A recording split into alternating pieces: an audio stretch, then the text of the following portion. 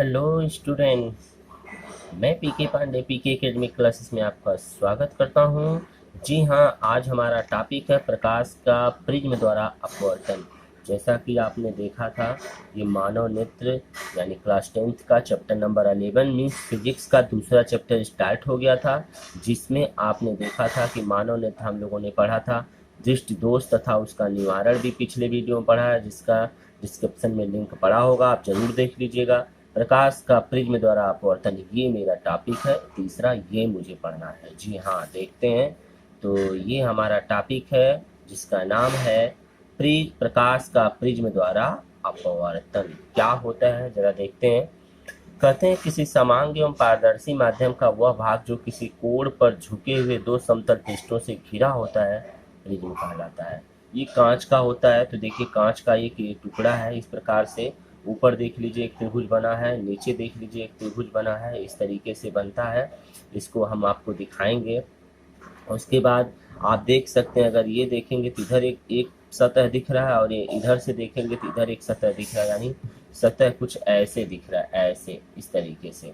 तो आप देख सकते हैं कि ये आपका सतह है, और नीचे भी सतह है, ऊपर भी सतह है। तो इस प्रकार से 1 2 3 4 और इसके पीछे 5, यानी 5 फलक बनते हैं। जैसे 1 2, ऊपर 3, नीचे 4 और इसके बगल में बनता है 5, यानी ये सामने वाला। ठीक है ना। 5 फलक इसमें तैयार होते हैं।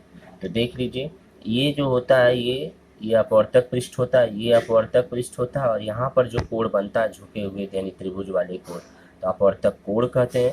यहाँ भी ये मुख्य परिच्छेद होता है। नीचे देख सकते हैं मुख्य परिच्छेद जिसपे कटा हुआ है। यहाँ पर भी वही कोण दिख रहा है, अपवर्तक कोण ऊपर की तरफ। तो इसे हम प्रिज्म कोण भी कहते हैं। इसे कैपिटल ए से प्रदर्शित करते हैं। जी हाँ, देखते हैं आगे क्या कह रहा है। तो प्रिज्म के दो त्रिभुजाज का आधार पर 3 आयताकार पार्श्व पृष्ठ होते हैं। में पृष्ठ एक दूसरे पर झुके होते हैं। प्रिज्म में जिन दो पृष्ठों पर प्रकाश का अपवर्तन होता है, समतल होता है, उन्हें अपवर्तक पृष्ठ कहते हैं। यानी कि समतल पृष्ठ को अपवर्तक कहते हैं। ठीक है। पृष्ठों के बीच बने कोण को प्रिज्म का अपवर्तक कोण या प्रिज्म कोण कहते हैं। अपवर्तक जैसे देख सकते हैं आप, ये प्रिज्म बना हुआ कोण, ये प्रिज्म कोण है। ठीक है। अपवर्तक पृष्ठ जिस कोर यानी एज पर मिलते हैं उसे अपवर्तक कोर कहते हैं। देखिए, ये देख सकते हैं, यहाँ से यहाँ से यहाँ से, ये देखिए ये वाला, ये जहाँ मिले हुए हैं, ये अपवर्तक कोर है। कोर मतलब एज है। तो कहते हैं, चित्र में देख सकते हैं PQ अपवर्तक कोर है। अपवर्तक कोर के सामने वाले पृष्ठ को प्रिज्म का आधार बेस कहते हैं। अपवर्तक पृष्ठ के लंबवत किसी समतल द्वारा काटे गए परिच्छेद का प्रिज्म का मुख्य परिच्छेद कहते हैं, जिसे PSM तथा QMM के जैसे देख लीजिए। PSM यानी एक त्रिभुज ऊपर की तरफ है, और QRN एक त्रिभुज नीचे की तरफ है। देख सकते हैं, इसे मुख्य परिच्छेद कहा जाता है। जी हाँ, तो इस प्रकार से आपने देखा त्रिभुज। तो आइए हम आपको दिखाते हैं कि त्रिभुज का ये जो आपका बना हुआ प्रिज्म है, ये कैसे होता है 3D रूप। जी हाँ, देखिए ये आपका 3D रूप दिख रहा है। इस 3D रूप में आप देख सकते हैं कि 5 फलक दिख रहे हैं। फलक मतलब जिसके सहायता से इसको रखा जा सकता है। आपको लैब में देखने को मिलेगा। वैसे मैं 3D यहाँ दिखा रहा हूँ। चलिए अब अगला पोर्शन देखते हैं। जी हाँ, अगला है प्रिज्म से प्रकाश का अपवर्तन कैसे होता है। मान लीजिए ये प्रिज्म है। ठीक है। प्रिज्म से ये इस तरीके से एक टुकड़ा ले लिया गया है, मतलब ये एक तरीके से दिख रहा है, ये त्रिभुजाकार जो दिख रहा है। अब हम क्या करेंगे, इस पे एक प्रकाश की किरण PQ भेजेंगे। जैसे ही इस पे ये टकराएगा इस फलक पे, यानी कि AB सतह पे जैसे टकराएगा, यानी अपवर्तक सतह पे, तुरंत यहाँ से टकरा करके, तो आप जानते हैं जब प्रकाश की किरण गिरती है तो उसके सापेक्ष एक लंब खींचते हैं। तो देखिए यहाँ लंब खींचा गया है। जो ही टकराएगा तो देखिए लंब की तरफ झुक जाता है, और झुकने के बाद जैसे ही प्रिज्म के अंदर एंट्री करता है, वो सीधा एकदम देखिए जो BC सतह है इसके समांतर, देखिए ये आपका Q और R, ये QR जो है, ये प्रकाश की किरण ऐसे सीधी जाती है। फिर यहाँ पर जब जाएगी तो ये देखिए इधर जो सतह है, इधर वाला जो माध्यम है, ये आपका वायु है, और ये कांच है। तो वायु जो होता है वो विरल माध्यम होता है, और कांच जो होता है वो सघन माध्यम होता है। तो कांच से जब सघन में जाएगा तो ऑब्वियस सी बात है, अपने लंब की तरफ देखिए जाना तो चाहिए, इसको इधर ऐसे जाना चाहिए, लेकिन ये देखिए लंब की तरफ ऐसे मुड़ गया, ऐसे मुड़ गया अपने इधर, थोड़ा सा झुक गया, और झुकने के बाद सीधे यहाँ से जाएगा, फिर यहाँ पड़ेगा। तो ये सघन माध्यम हो गया, अब ये विरल माध्यम हो गया। जैसे यहाँ से बाहर जब निकलेगा तो अपने लंब, ये लंब है ना, तो जाना चाहिए इसको इधर, लेकिन देखिए लंब की तरफ यानी कि क्या होता है, भागने लगता है, ये देखिए दूर जाता है। तो देख सकते हैं यहाँ से जो इससे लंब से बना हुआ कोण I1 है, तो इधर भी कोण वही बनेगा क्योंकि एकांतर कोण है। ये देखिए इधर I1 बन गया, और यहाँ से टकराने के बाद जब ये बाहर जा रहा है तो अपने ये लंब से कौन सा कोण बना रहा है, डेल्टा। ठीक है, डेल्टा 1, या ऐसे कर सकते हैं I1 है या R1 है। इसी प्रकार से यहाँ से जाने वाला I2 है, तो इधर भी एकांतर कोण की वजह से I2 हो जाएगा, और इधर से जो अपवर्तक हो रहा है यानी आने वाली किरण यानी कि और परावर्तक जो हो रहा है, तो आप देख सकते हैं इस पे कि डेल्टा यानी कि R2 भी कर सकते हैं। और ये दोनों, अगर ये जो किरण जा रही है इसको थोड़ा सा बढ़ाइए, ये जो किरण यहाँ से निकल रही है इसको थोड़ा सा पीछे बढ़ाइए, जहाँ दोनों एक दूसरे को मिलते हुए प्रतीत होते हैं इसे डेल्टा कहते हैं। क्या कहते हैं, डेल्टा, यानी जिसे विचलन कोण कहा जाता है। आइए इन चीज़ों को जरा समझते हैं। अब हम ये माना ABC एक प्रिज्म की मुख्य परिच्छेद है जो Y में रखा हुआ चित्र में BAC प्रिज्म कोण है। माना एक बड़ी प्रकाश किरण PQ Y से प्रिज्म के अपवर्तक पृष्ठ AB के बिंदु Q पर आपतित होती है। इस पृष्ठ पर अपवर्तन के पश्चात यह प्रकाश किरण बिंदु Q पर खींचे गए अभिलंब की ओर झुक जाती है। देख सकते हैं अभिलंब की ओर झुक जाती है। उसके बाद QR दिशा में अपवर्तित हो जाती है। इस किरण QR दूसरे अपवर्तक पृष्ठ AC के बिंदु R पर अपवर्तित होती है। देखिए AC पर कहाँ जाके टकरा रही है, R बिंदु R पर मिलती है, अभिलंब से दूर हट जाती है, RS दिशा में निर्गत हो जाती है। देखिए RS दिशा में निर्गत हो जाती है यानी दूर हट करके। ठीक है, तो अतः प्रिज्म PQ दिशा में आने वाली किरण को RS में विचलित कर देता है। इस प्रकार प्रिज्म प्रकाश की दिशा में कोणीय विचलन कहलाता है, उत्पन्न कर देता है। यानी इस प्रकार से कोणीय विचलन उत्पन्न हो जाता है, जिसमें उपरांत बिंदु D पर विचलन कोण डेल्टा प्राप्त होता है। जिसके उपरांत बिंदु D पर प्रिज्म का विचलन कोण डेल्टा प्राप्त होता है, जिसे ग्रीक अक्षर कहते हैं। यानी विचलन कोण को किससे प्रदर्शित कर रहे हैं, ग्रीक अक्षर डेल्टा से प्रदर्शित करते हैं। किससे, डेल्टा से। ठीक है, इस प्रकार से आप देख सकते हैं प्रिज्म का विचलन कोण प्रिज्म के अपवर्तनांक तथा आपतित किरण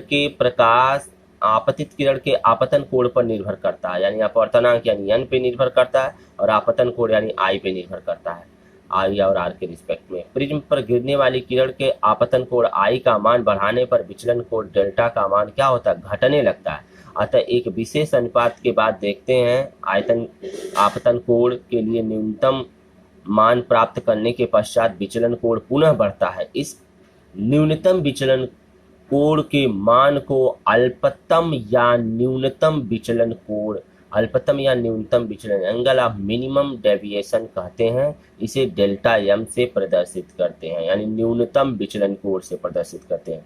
तो अब इसी डेल्टा m और I के रिस्पेक्ट में एक सूत्र बनेगा जिसे हम प्रिज्म सूत्र कहते हैं। तो आइए जरा देखते हैं। जी हाँ, देख सकते हैं प्रिज्म सूत्र क्या है। तो कहते हैं यदि किसी प्रिज्म के प्रिज्म कोण A तथा इसके किसी वर्ण मतलब एक रंग का कोई वर्ण हो, मतलब प्रकाश की किरण 7 रंगों में विभक्त होता है, इसे केवल एक रंगों में अगर देखें तो किरण अल्पतम विचलन कोण डेल्टा m है, तो उस वर्ण के लिए, उस वर्ण मतलब उस रंग के लिए प्रिज्म का पदार्थ का अपवर्तनांक n बराबर sine a plus delta m बटे 2, अब टोटल के बटे साइन a/2। ठीक है, जहां आप देख सकते हैं I बराबर a प्लस डेल्टा m/2 दिया है तथा R बराबर a/2 होता है, जिसमें आप कह सकते हैं कि a जो होता है वो प्रिज्म कोण है और डेल्टा m जो है वो विचलन कोण है। ऊपर लिख दिया गया है प्रिज्म कोण और ये विचलन कोण। ठीक है, तो इस प्रकार से अपवर्तनांक इनके बीच में एक सूत्र जनरेट होता है। अब इन्हीं सूत्रों की सहायता से कुछ न्यूमेरिकल हम करेंगे, यानी आंकिक प्रश्न करेंगे। ये आंकिक प्रश्न हम करेंगे, तो देखते हैं ये आंकिक प्रश्न है क्या। बड़ा मजेदार है, कुछ नहीं करना है आपको। जी हाँ, देख सकते हैं एक प्रिज्म कोण 60 अंश, अल्पतम विचलन 38 है, तो प्रिज्म के पदार्थ का अपवर्तनांक ज्ञात कीजिए। यानी साइन 30 अंश का मान 1/2 ये पता होता है, ऑलरेडी ये बताया गया है, त्रिकोणमिति में पढ़ाया जा रहा है। और साइन 49 अंश का मान 0.75 ये तो होता नहीं है, बट इसको निकाला जाता है टेबल से। तो ऐसे चीज़ों में ऑलरेडी दिया रहता है। देखिए प्रिज्म का अपवर्तनांक सबसे पहले देख लीजिए क्या दिया, a बराबर 60 अंश दिया, यानी प्रिज्म का कोण a बराबर 60 अंश दिया। डेल्टा m 38 अंश दिया, डेल्टा m कितना दिया 38। तो n यानी कि अपवर्तनांक पूछ रहा है, अपवर्तनांक तो n क्वेश्चन मार्क। तो फार्मूला होता है प्रिज्म के अपवर्तनांक का n बराबर sine a plus delta m बटे 2 टोटल के बटे साइन a/2। तो यही मान रखेंगे, तो n बराबर साइन 60 अंश प्लस 38 अंश बटे 2 बटे साइन 60 अंश बटे 2। हल करेंगे तो ऊपर हल करेंगे तो ये मिल जाएगा, टोटल कट करेंगे तो 49 प्राप्त हो जाएगा, इसको हल करेंगे तो 30। तो इसका मान दिया 0.75, इसका मान दिया 1/2, पलट के ऊपर जाएगा तो 75 दूनी 150 यानी कि 1.5, यानी ये आपका पॉइंट यानी 75.75 में मल्टीपल 2 से करेंगे तो 1.5 आएगा। ठीक है, तो आपने देख लिया प्रिज्म कोड से रिलेटेड क्वेश्चन। आइए एक आध क्वेश्चन और देखते हैं। जी हाँ, ये क्वेश्चन हम देखते हैं क्या कह रहा है कि 60 अंश के कोण वाले कांच के प्रिज्म पीले प्रकाश के लिए अपवर्तनांक जो दिया है कितना दिया है, कर्डिम 2 है। तो अल्पतम विचलन की स्थिति में ज्ञात कीजिए कि अल्पतम विचलन कोण और आपतन कोण, और तीसरा दिया है कि अपवर्तन कोण क्या होता है। तो सबसे पहले फार्मूला ये है, ए का मान दिया है, एन का मान दिया है, एन का मान कर्डिम 2 और डेल्टा एम का मान पूछ रहा है। तो इस फार्मूले में रखेंगे, एन के जगह कर्डिम 2 रख देंगे, साइन 60, ए के जगह पर 60 प्लस डेल्टा एम ऐसे रहने देंगे। हल करेंगे तो इसका देखिए थोड़ा सा हल करेंगे, साइन 60 है यानी 30 अंश, और 30 अंश का यहाँ गुणा कर देंगे तो कर्डिम 2 साइन 30 अंश बराबर साइन 60 प्लस डेल्टा एम बटे 2 हो जाएगा। और ये देखिए साइन 30 अंश का मान 1/2 होता है, तो यहाँ रखेंगे 1/2, तो ये देखिए बराबर साइन 60 प्लस डेल्टा एम। ये देखिए इससे कट करेंगे तो इसे लिख सकते हैं 2 को कर्डिम 2 गुणे कर्डिम 2, तो एक कर्डी से कर्डी कट जाए तो 1/कर्डिम 2 आ गया। अब साइन को इधर भेज देंगे। वैसे भी जान लीजिए साइन 45 अंश का मान 1/कर्डिम 2 होता है, तो साइन 45 बराबर 1/कर्डिम 2, इसको रहने दे, दोनों तरफ साइन साइन कैंसिल आउट हो जाएगा। तो बचेगा आपका क्या, यहाँ से देख सकते हैं 45 अंश बराबर हो जाएगा 60 प्लस डेल्टा एम बटे 2, तीजे गुणा करेंगे तो हो जाएगा 90 बराबर 60 प्लस डेल्टा एम, या यहाँ से अगर निकालना चाहेंगे तो डेल्टा एम बराबर 90 माइनस 60, और हल करेंगे तो 90 माइनस 60, तो हल करेंगे तो कितना आ जाएगा आपका 30 अंश। इस प्रकार से विचलन को डेल्टा एम 30 अंश निकल गया। जी हाँ, तो क्या देखा आपने, 45 अंश हल किया तो ये देखिए 90 60 प्लस डेल्टा एम, तो डेल्टा बराबर 90 माइनस 60 यानी 30 अंश प्राप्त हो गया। अब दूसरा करा अल्पतम विचलन की स्थिति में यानी आपतन कोण, यानी आई बराबर ये फार्मूला होता है ए प्लस डेल्टा एम बाई 2, अभी बताया गया आपको फार्मूला। तो 60 प्लस 30/2 हल करेंगे तो 45 यानी 90/2 यानी 45 अंश। अल्पतम विचलन की स्थिति में यदि आप आपतन कोण अपवर्तन कोण आर निकालेंगे तो a/2 होता है, तो 60/2 यानी कि 30 अंश प्राप्त हो गया। इस प्रकार से आप इन दिए गए क्वेश्चनों को आराम से कर सकते हैं। ठीक है, तो अगर ये वीडियो अच्छा लगा हो तो लाइक तथा शेयर जरूर करें, और यदि चैनल पे आप नए जुड़े हैं तो चैनल को सब्सक्राइब करके बेल आइकन जरूर दबा लें। इसी के साथ धन्यवाद।